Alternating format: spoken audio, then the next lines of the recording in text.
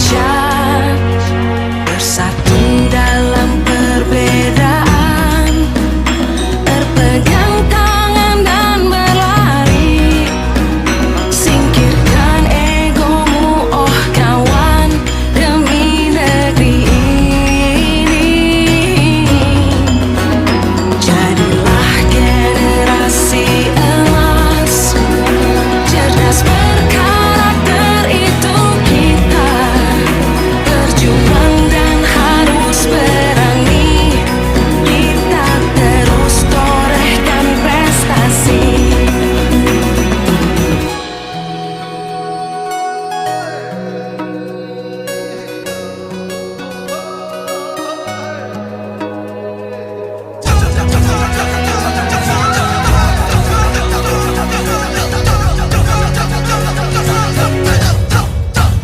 Kita belajar Pancasila, kita bernafas dalam sila-silanya.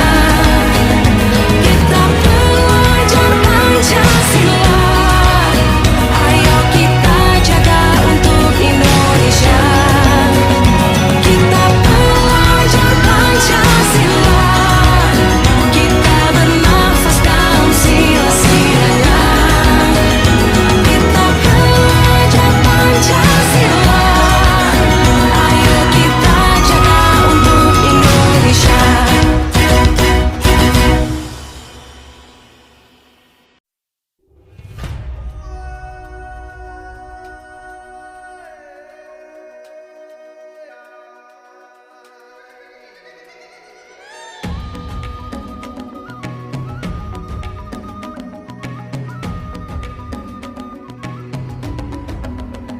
Bangun dan bukalah matamu, saatnya meraih mimpimu.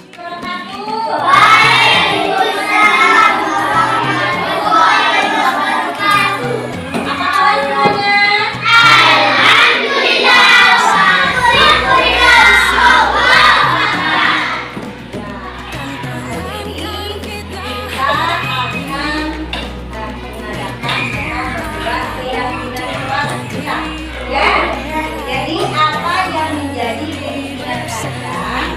Lebih baik apa? Nanti kalian bisa berikan kepada lembaga sosialisasi. Ya, jadi tiap-tiap caranya misalnya saya ingin sholat saya menjadi sholat Indonesia. Tulis keinginan ini jadi akan kita jadikan kita sepakati menjadi keyakinan sholat.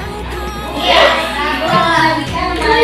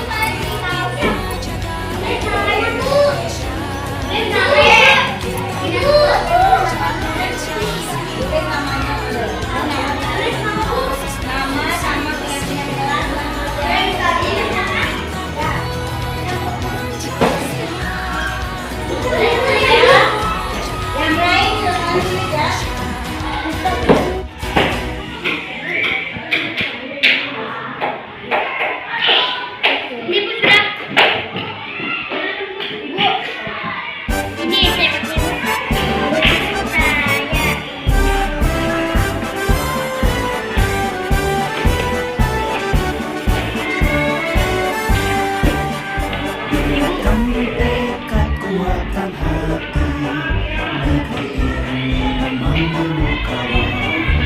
Belajar bergerak berbagi untuk negeri. Guru penggerak majukan pendidikan. Guru penggerak menghamba pada murid. Kreatif rancang pembelajaran. Hargai potensi, tingkatkan prestasi. Lahirkan profil pelajar Pancasila.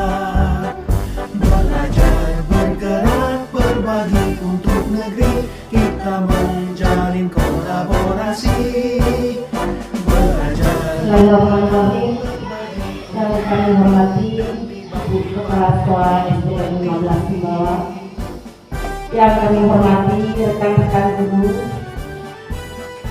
Assalamualaikum warahmatullahi wabarakatuh.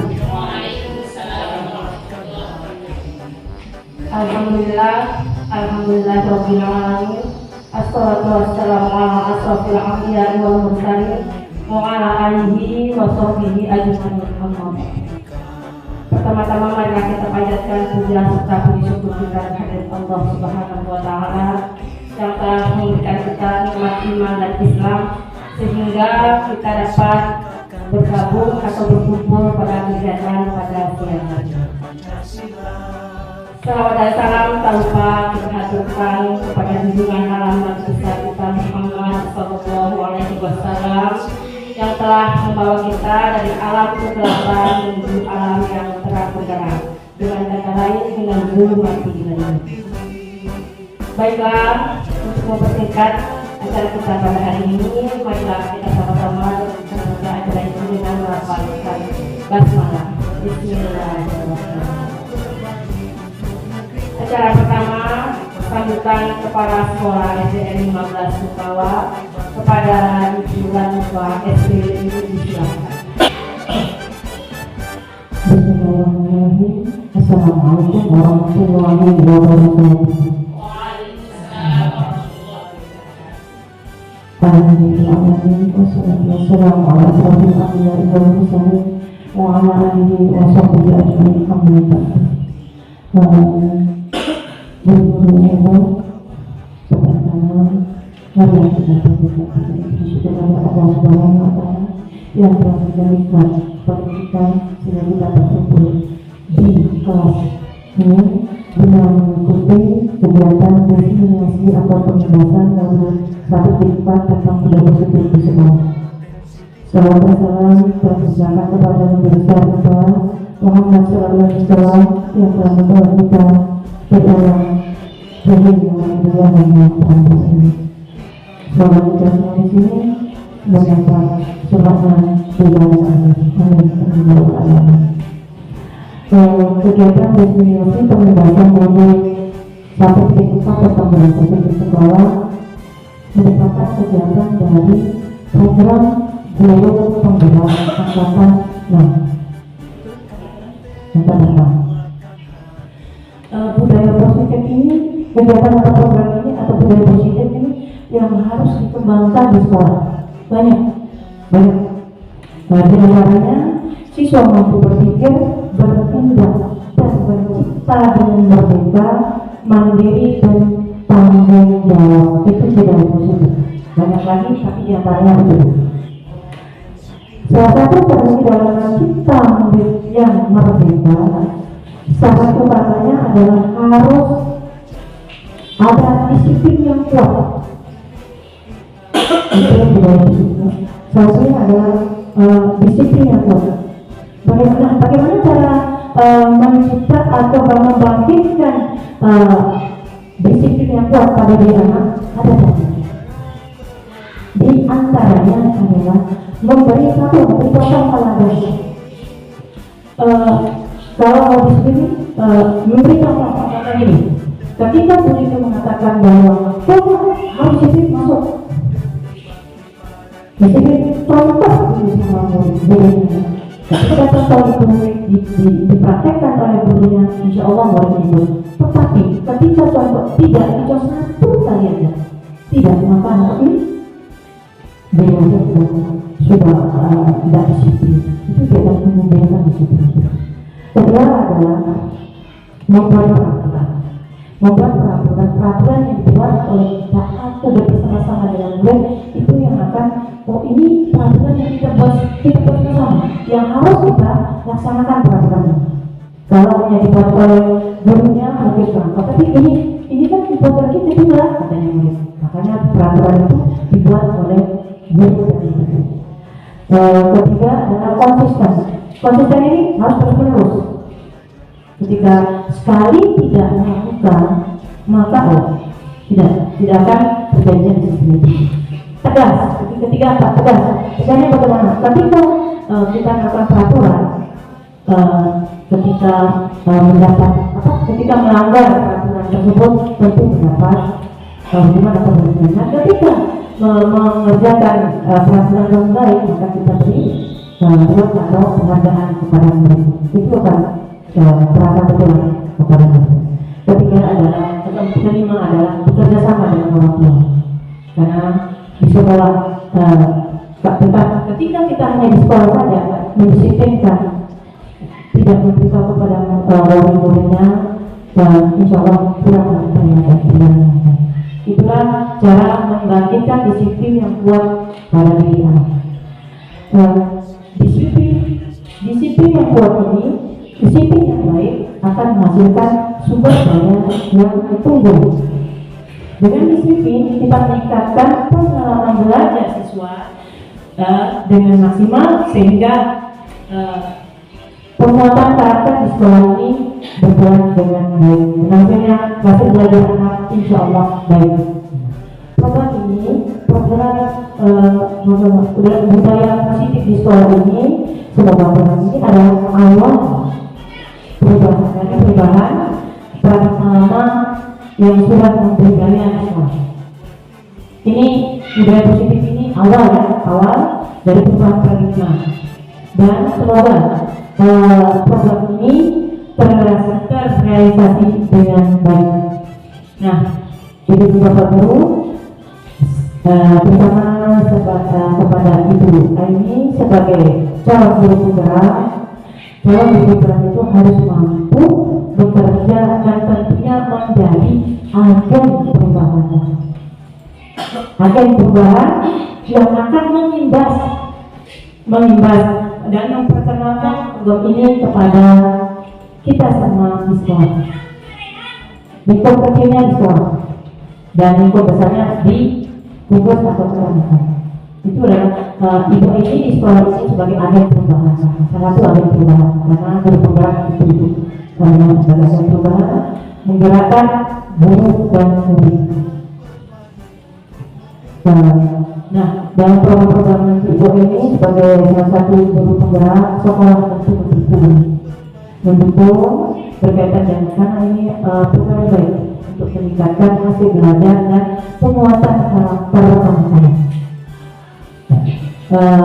Kami besar harapan kami kepada Ibu untuk menularkan ilmu yang didapat di dalam pembelajaran atau pertemuan Ibu, webinar Ibu kepada kami, dan semoga ilmu Ibu ini juga dipraktekkan nyata di kelas dan untuk kemajuan sekolah dan pembinaan bagi untuk kita. Mungkin hanya ini yang bisa saya sampaikan. Kurang lebihnya mohon maaf. Wassalamualaikum warahmatullahi wabarakatuh.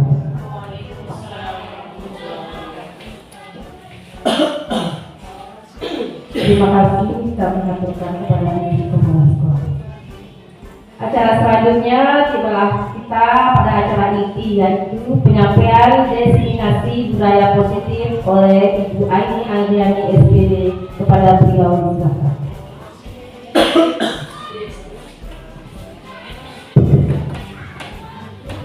Bismillahirrahmanirrahim. Assalamualaikum warahmatullahi wabarakatuh. Yang terhormat Ibu Kepala Sekolah SD Negeri 15 Sumber Besar, yang saya hormati Bapak Ibu Guru, pertama-tama saya sampaikan ucapan terima kasih kepada Ibu Kepala Sekolah beserta beserta para guru yang telah hadir untuk mengikuti desimulasi modul 1.4 tentang budaya positif, ya, paradigma pendidikan Ki Hajar Dewantara menumbuh kembangkan budaya positif di lingkungan SD Negeri 15 Sumbawa Besar. Ya. Di sini saya bukan menggurui, ya, kita sama-sama belajar dan saling berdiskusi untuk kemajuan sekolah kita. Di sini kita akan menyebarkan pemahaman dan pengalaman penerapan budaya positif yang merupakan tugas saya dalam aksi nyata modul 1.4. Ya, pertama saya sampaikan selamat datang kepada para guru hebat. Mari kita belajar bersama, berkolaborasi, saling mendukung demi mewujudkan disiplin positif di sekolah kita tercinta. Ya. Konsep utama modul budaya positif, di sini ada 7 poin yang akan saya jelaskan. Yang pertama, perubahan paradigma belajar. Yang kedua, disiplin positif. Kemudian yang ketiga, kebutuhan dasar manusia. Keempat, motivasi perilaku manusia. Yang kelima, posisi kontrol institusi. Keenam, keyakinan kelas. Dan yang ketujuh, segitiga revolusi. Pembelajaran dengan paradigma baru. Jadi pembelajaran paradigma baru ini dirancang berdasarkan prinsip pembelajaran yang terdiferensiasi sehingga setiap siswa belajar sesuai dengan kebutuhan dan tahap perkembangannya untuk mewujudkan profil pelajar Pancasila. Ya, sebagaimana kita ketahui ketika kita dalam pembelajaran kita jarang mengetahui perbedaan siswa. Jadi setiap siswa itu memiliki kemampuan yang berbeda-beda dalam satu kelas. Kita tidak bisa menyamaratakan setiap siswa. Jadi di sini ada pembelajaran yang terdiferensiasi namanya, ya, untuk mewujudkan profil pelajar Pancasila. Profil pelajar Pancasila ini ada 6 dimensi. Siapa yang bisa tuh pastinya tentang profil pelajar Pancasila? Yang pertama, beriman dan bertakwa kepada Tuhan Yang Maha Esa dan berakhlak mulia. Kemudian yang kedua, berkebinekaan global. Kemudian bergotong royong, kreatif, mandiri, dan berpikir kritis, bernalar kritis.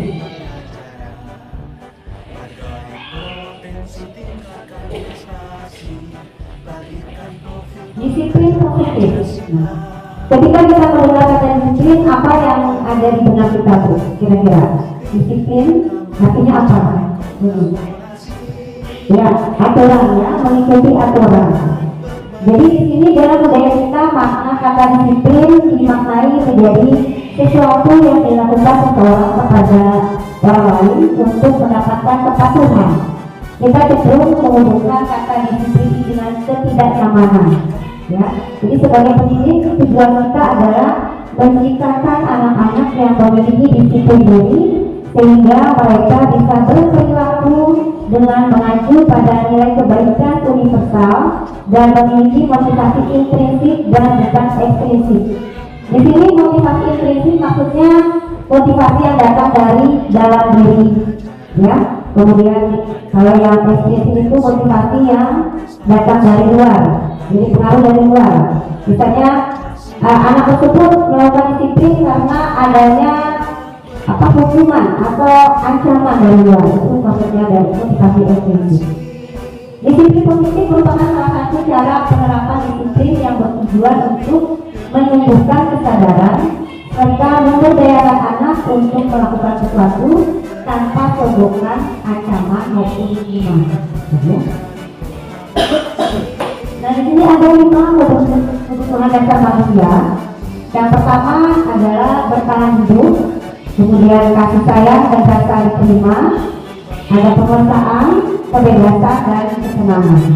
Nah, saya akan menjelaskan satu persatu tentang 5 kebutuhan dasar manusia. Yang pertama, kebutuhan bertahan hidup. Di sini kebutuhan yang bersifat fisiologis untuk bertahan hidup, misalnya kesehatan, rumah dan makanan. Kemudian kebutuhan kasih sayang dan rasa diterima. Di sini meliputi kebutuhan akan kebutuhan dan koneksi sosial, kebutuhan untuk memberi dan menerima kasih sayang, dan kebutuhan untuk merasa menjadi bagian dari suatu kelompok.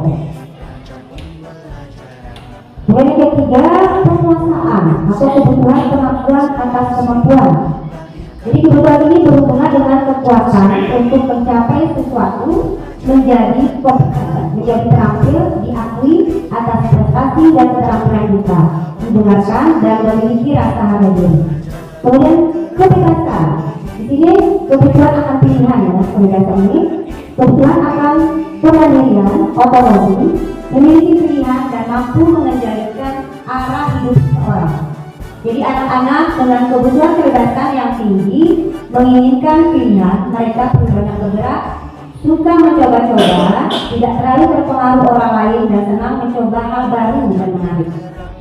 Kebutuhan terakhir yaitu kesenangan atau kebutuhan untuk merasa senang, kebutuhan untuk mencari kesenangan, bermain dan tertawa.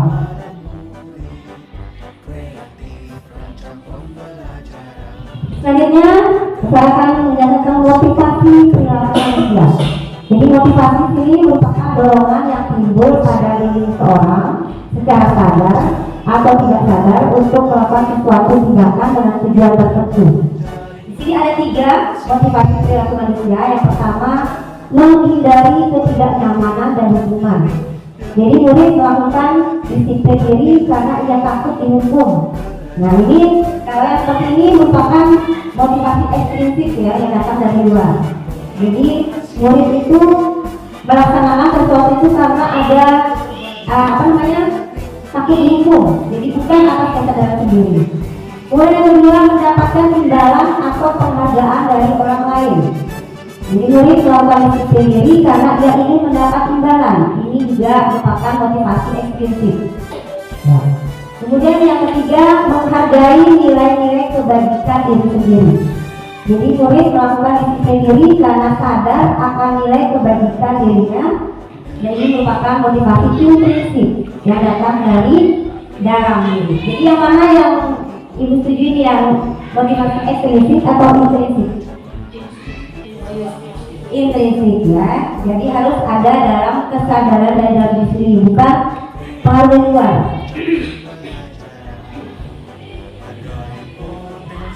Nah, di sini ada konsep disiplin dengan identitas belajar. Ya, jadi ada 2 di sini, ya, hukuman dan penghargaan. Ya, jadi memberikan hukuman kepada murid itu sangat menyakitkan sebenarnya. Ya. Jadi akan timbul rasa tidak nyaman, ya, adanya rasa takut, memaksa murid menyembuhkan kesalahan dan ada rasa rendah diri. Ya, jadi maksud dari murid menyembunyikan kesalahan ini, jadi murid ini tidak jujur tentang apa yang dilakukan. Dia akan takut menceritakan apa yang telah terjadi karena dia takut dihukum. Kemudian penghargaan, ya.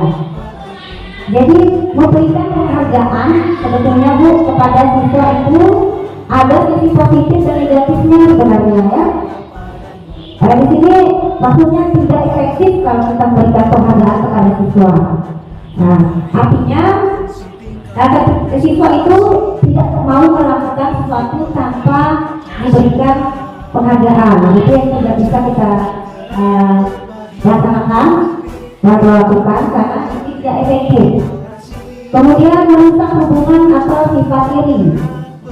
Nah, ketika kita memberikan murid yang lain hadiah misalnya kepada oleh guru ya, maka teman yang lain pasti akan merasa iri hati dengan keberhasilan temannya, walaupun dia tidak mampu melakukan hal yang dilakukan oleh temannya, tapi terlebih dalam hatinya logo yang itu saja dikasih kita kapan. Jadi lama-lama akan timbul menimbulkan adanya hubungan dalam diri murid tersebut. Ya, adalah akan menimbulkan rasa iri hati. Kemudian mematikan kreativitas. Nah, maksud sini mematikan kreativitas ini ketika murid sudah berhasil melakukan sesuatu, nah, jadi dia itu sudah lagi untuk akan melaksanakan rekrut lagi kalau tidak diberikan penghargaan.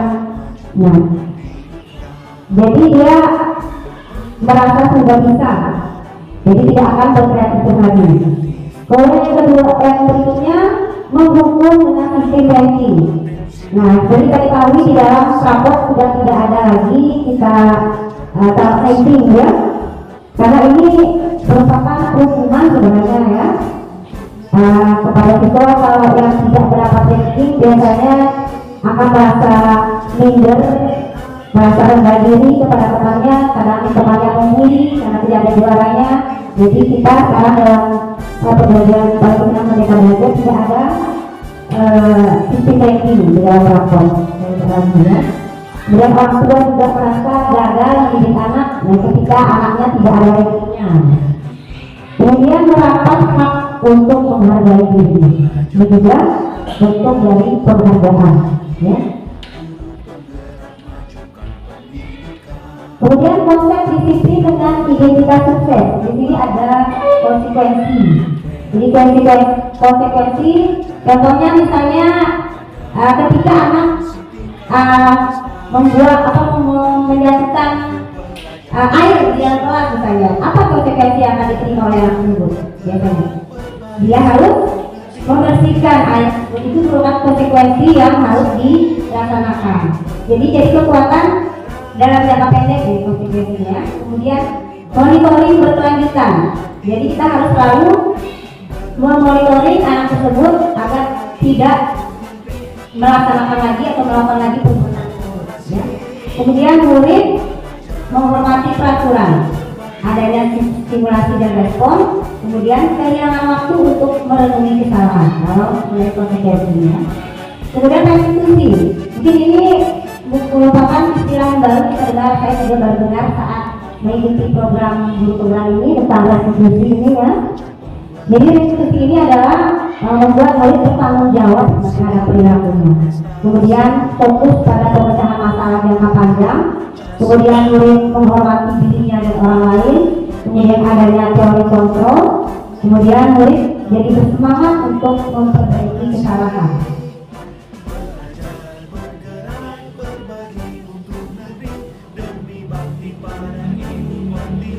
Konsep disiplin pendekatan restitusi adalah sebuah cara untuk menanamkan disiplin positif pada murid.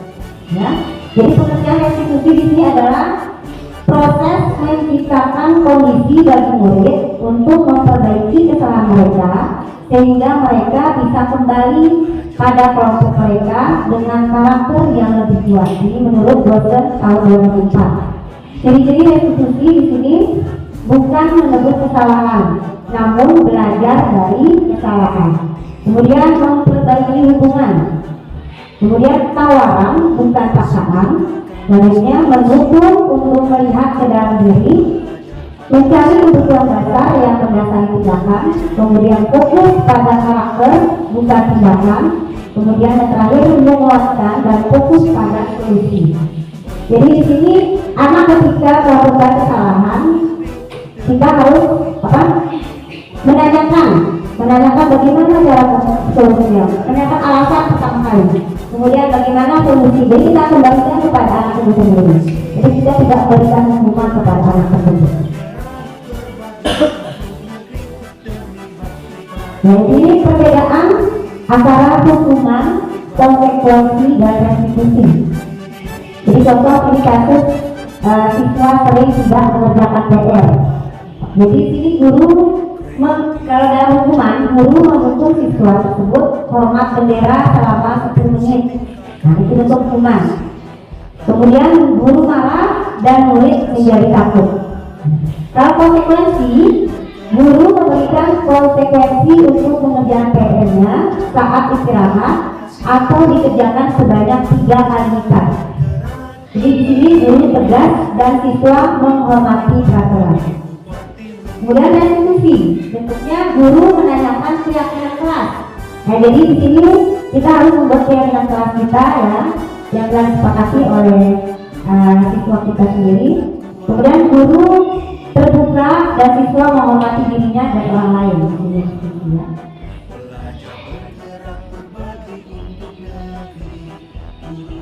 5 posisi kontrol. Nah, di sini ada 5 posisi kontrol.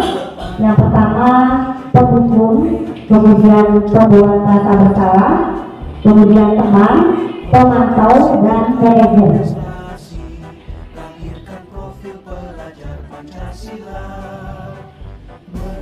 Jadi penghukum di sini adalah seorang penghukum bisa menggunakan hukuman fisik maupun verbal. Jadi orang-orang yang menjalankan posisi penghukum ini senantiasa mengatakan bahwa sekolah memerlukan sistem atau alat yang dapat lebih menekan murid-murid lebih dalam lagi.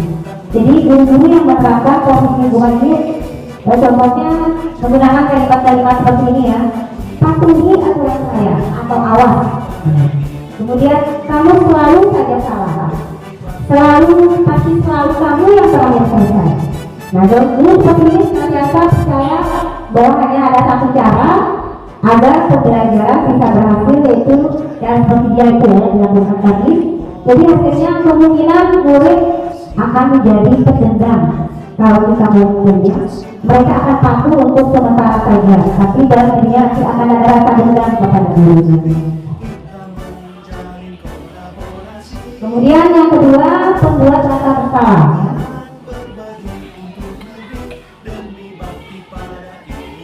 Membuat rasa, pada posisi ini biasanya guru akan bersuara lebih lembut.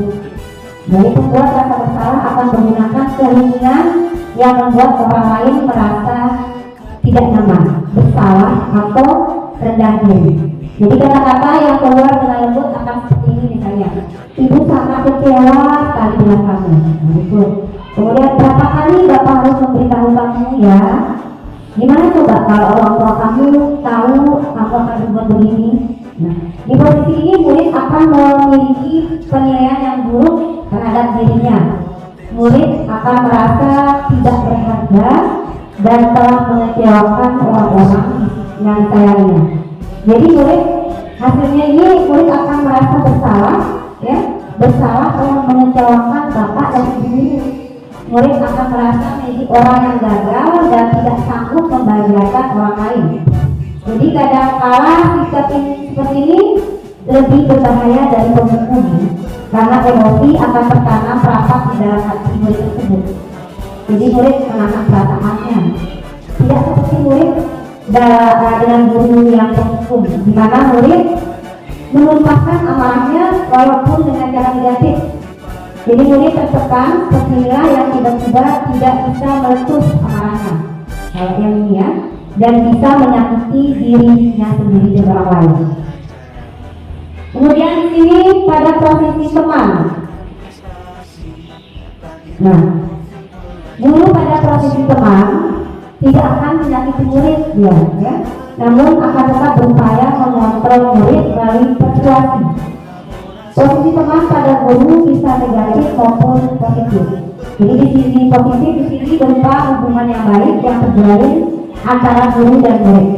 Jadi guru di posisi teman ini menggunakan hubungan baik dan humor untuk mempengaruhi seseorang. Contoh kalimat pada posisi teman ini misalnya, ayolah bantulah demi bapak ya. Ayo, tidak dengan bantuan bapak selama ini. Ya sudah, kali ini tidak apa-apa, nanti ibu bantu bereskan. Seperti itu contoh kalimat pada posisi teman. Jadi hasilnya pada posisi teman ini murid akan merasa senang dan akrab dengan guru. Ini termasuk dampak yang positif. Tapi hanya saja di sisi negatifnya, murid akan menjadi tergantung kepada guru tersebut. Jadi bila ada masalah nanti dia merasa bisa mengandalkan guru tersebut untuk membantunya.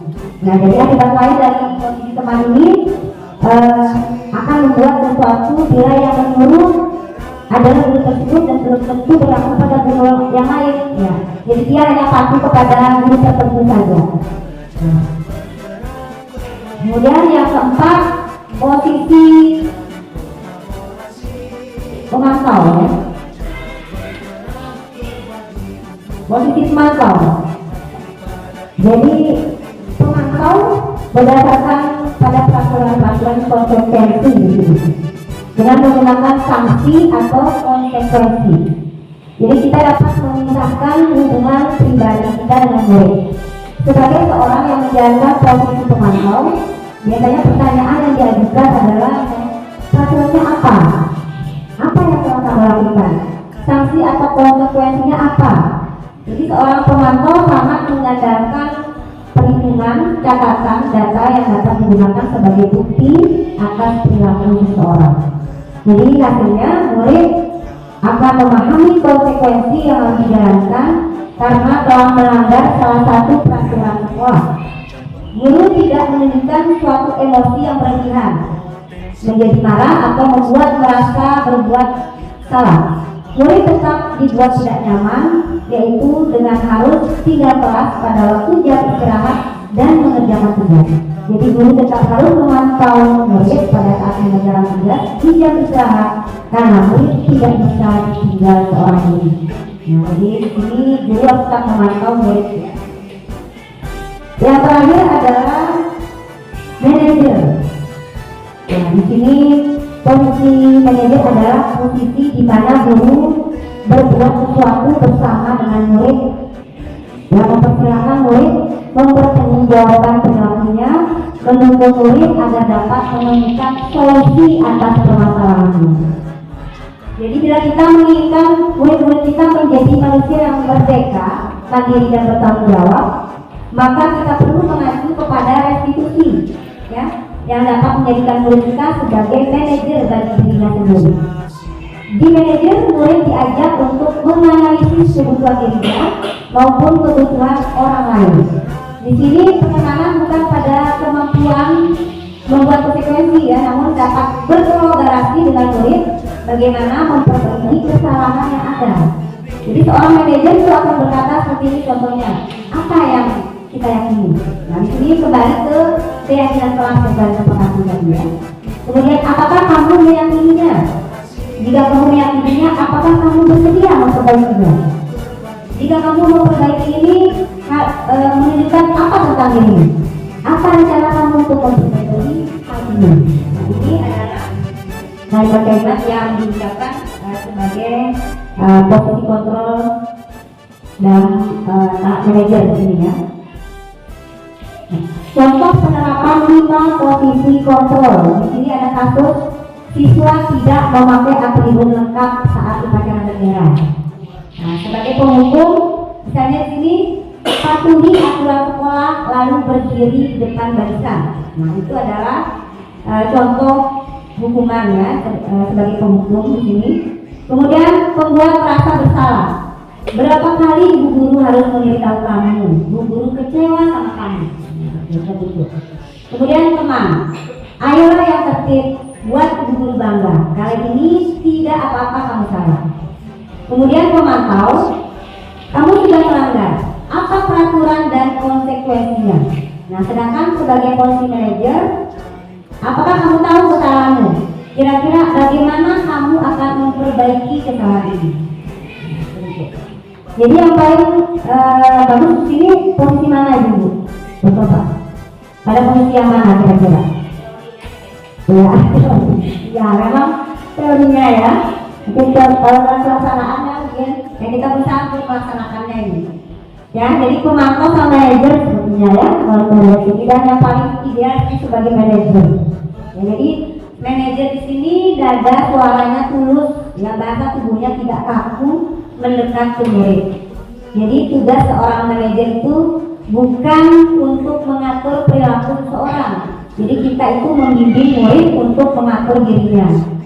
Dari 5 posisi kontrol guru ini adalah pencapaian posisi manajer, ya, di mana di posisi ini murid dapat menjadi pribadi yang mandiri, merdeka, dan bertanggung jawab atas segala perilaku dan sikapnya, yang pada akhirnya dapat menciptakan lingkungan yang positif, nyaman, dan nyaman. Nah, di sini ada tentang keyakinan kelas. Nah, mengapa kita tidak bilang peraturan kelas? Di sini ada keyakinan kelas, ya. Jadi dalam membuat keyakinan kelas itu kita mempersilahkan murid untuk menjelaskan pendapat tentang peraturan apa yang perlu disepakati.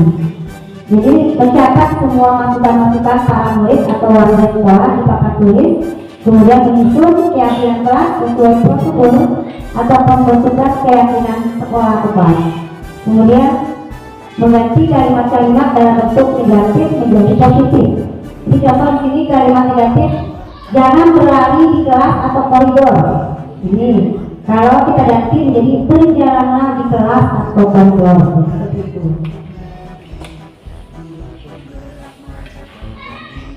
Kemudian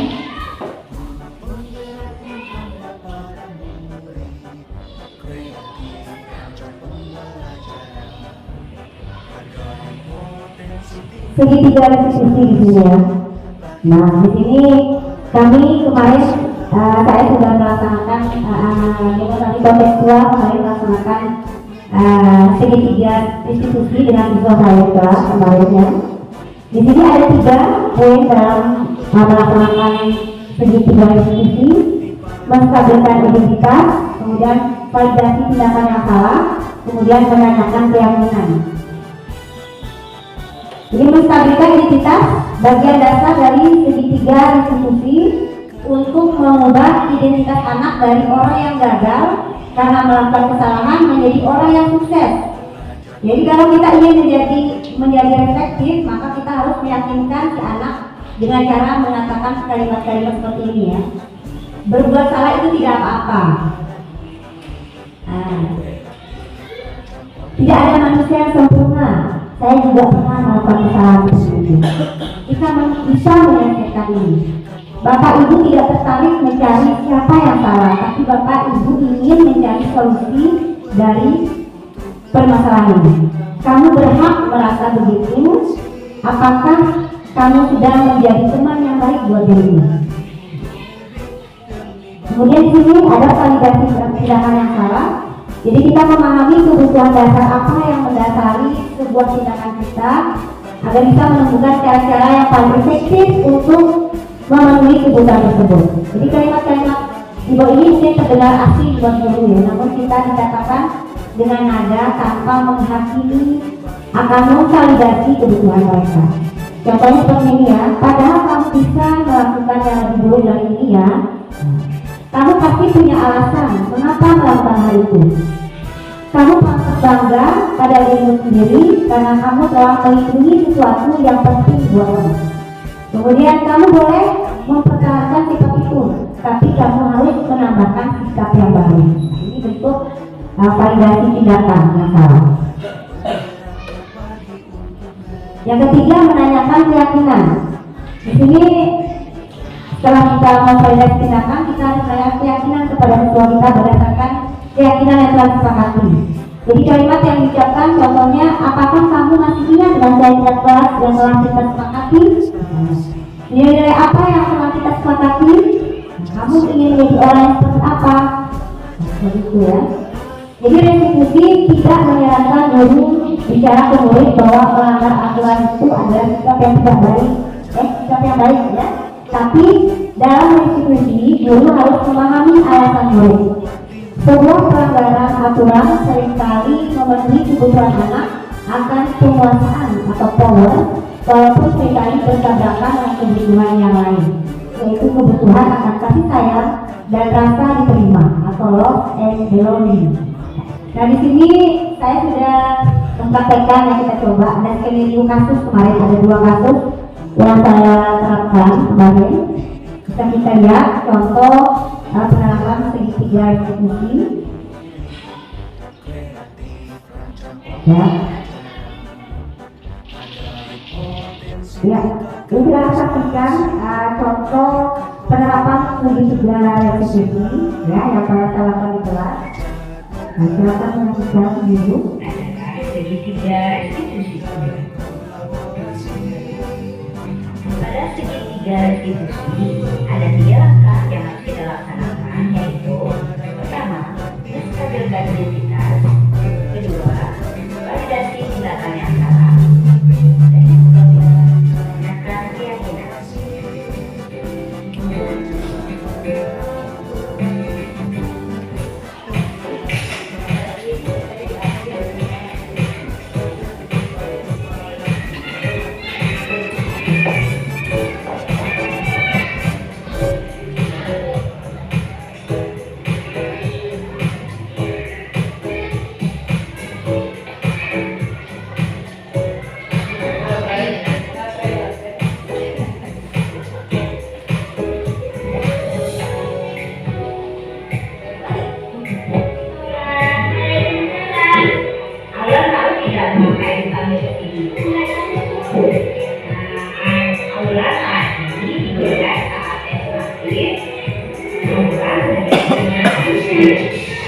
sampingnya ada meja, aula, berkat, dan apakah modelnya itu lembaran dari jadi begini anak, setiap manusia itu masih menggunakan termasuk dia mendeteksi kita melihat sebuah perkara. Nah, di sini bukan mau mencari siapa yang salah, tapi justru mau membantu untuk mencari solusi supaya awalan tidak menjadi. Awalan nanti kita rasa kenapa awalan menjadi. Coba kita pada ibu. Kenapa tidak belajar?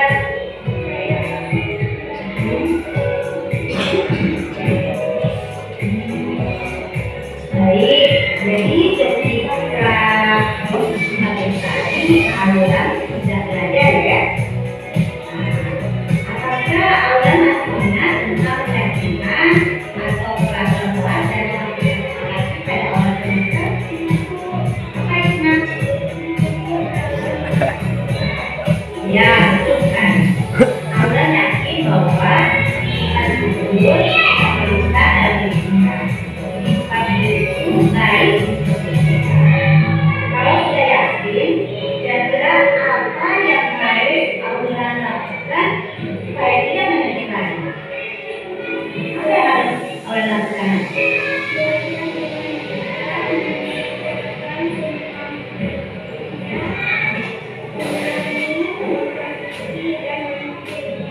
Awalan sudah tahu apa yang awalan lakukan supaya tidak menjadi lagi? Baik, sekarang ditanya, kapan awalan mau memulai tentang apa yang kita lakukan? Baik, sekarang mulai hari ini awalan belajar meditasi, menggunakan doa, merenungkan, selain yakin ya. Terima kasih awalan, ibu yakin awalan akan menjadi pribadi yang lebih baik dan anak yang jujur, dan anak yang sehat, dan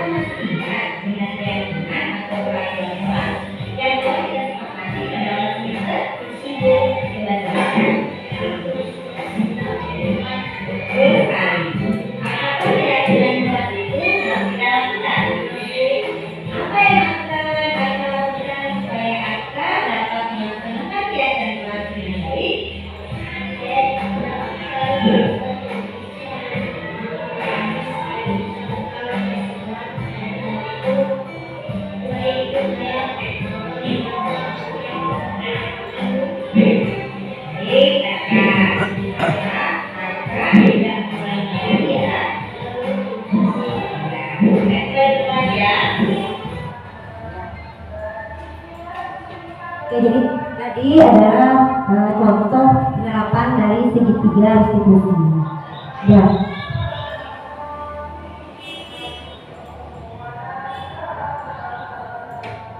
Ya, mungkin itu saja yang dapat saya sampaikan. Mungkin kalau ada pertanyaan, saya persilakan.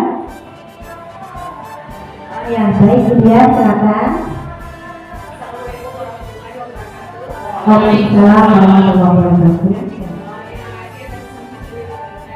Di sini saya ingin bertanya, apakah budaya positif di sekolah yang dapat membuat anak tumbuh menjadi pribadi yang berkarakter positif?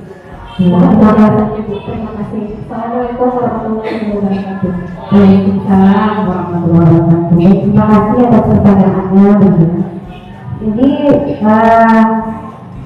untuk menemukan anak yang tumbuh kembang berkarakter positif, ya. Di sini yang pertama bisa kita laksanakan dengan gerakan literasi di sekolah, ya. Jadi bisa kita jalankan 15 menit membaca buku dan pelajaran sewaktu waktu pelajaran dimulai sebelum mulai pelajaran. Kemudian juga bisa kita laksanakan kegiatan ekstrakurikuler. Kegiatan ini bertujuan untuk mengembangkan minat dan bakat anak di sekolah. Kemudian yang ketiga, bisa juga kita melakukan kegiatan pembiasaan di awal dan akhir proses belajar. Ya, contoh ini contohnya seperti menyambut kedatangan anak di gerbang sekolah, ya, sembari berjabat tangan. Jadi bentuknya tidak terlalu berat seperti biasanya, ya, namun memerlukan konsistensi. Jadi kegiatan yang bisa dilakukan antara lain mengikuti upacara bendera, menyanyikan lagu caraya, juga bisa, ya, menyanyikan lagu nasional, berdoa bersama.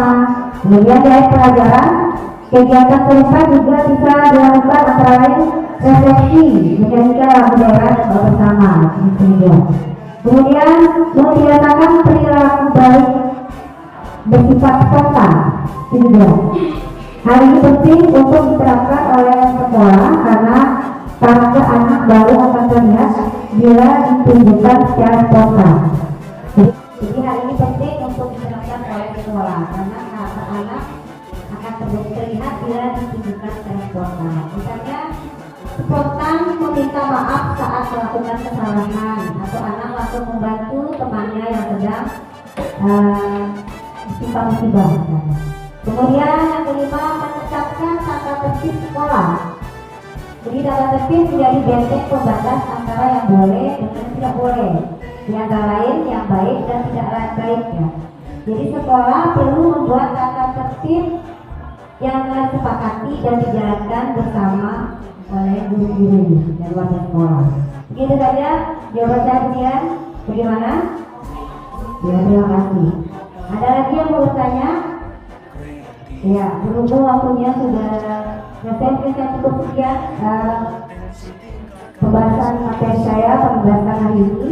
Jadi dalam penerapan program disiplin positif ini hendaknya guru memiliki standar kepribadian profesional dan sosial yang baik, di mana guru mampu berefleksi pada posisi kontrolnya saat ini.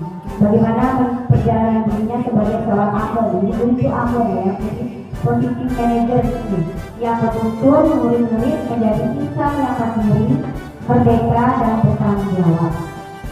Semoga sesi belajar kita ini membawa manfaat. Demikian, wassalamualaikum warahmatullahi wabarakatuh. Terima kasih kami sampaikan kepada Ibu Ainun dari SPDSD yang telah menjelaskan kita tentang diseminasi budaya positif. Baiklah, untuk acara selanjutnya akan bagi merokoknya acara kita pada siang hari ini. Marilah kita berdoa bersama-sama yang akan dipimpin oleh Ibu Sukayanti SPDI kepada beliau. Silakan.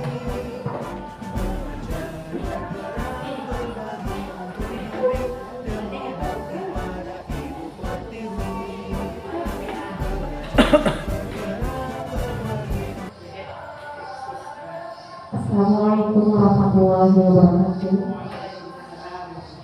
Bapak Ibu, kalau Allah SWT, saya berdoa kepada setiap saya memohon kehadirat Allah SWT. Bismillahirrahmanirrahim. Bismillahirrahmanirrahim. Alhamdulillahirabbil alamin. Arrahmanirrahim. Maliki yaumiddin. Iyyaka na'budu wa iyyaka nasta'in. Ihdinas siratal mustaqim. Siratal ladzina an'amta 'alaihim ghairil maghdubi 'alaihim waladdallin.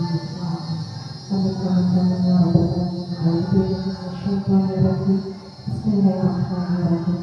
Hamdan syakirin, hamdan na'imin, hamdan yuwafiqu wa yukafi mazidan.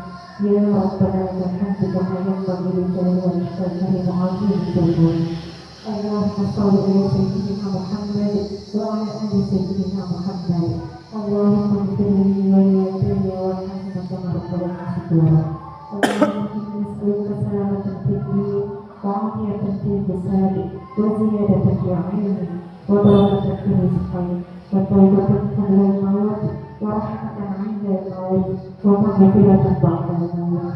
Allahumma hawwin lana fi sakaratil maut wa najatan min nar wa rahmatan bis-salam. Rabbana la tuzigh qulubana ba'da idh hadaytana wa hab lana min ladunka rahmah innaka antal wahhab. Rabbana atina fid dunya hasanah wa fil akhirati hasanah wa qina adzabannar. Subhana rabbika rabbil izzati amma yasifun wa salamun 'alal mursalin walhamdulillahi rabbil alamin. Wassalamualaikum warahmatullahi wabarakatuh.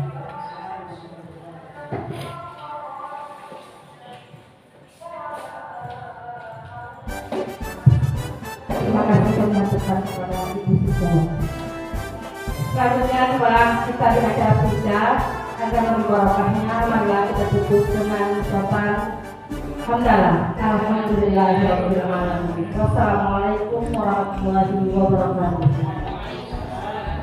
Belajar bergerak berbagi untuk negeri, guru penggerak majukan pendidikan, guru penggerak menghamba para murid, kreatif rancang pembelajaran, hargai potensi tingkatkan prestasi, lahirkan profil pelajar Pancasila.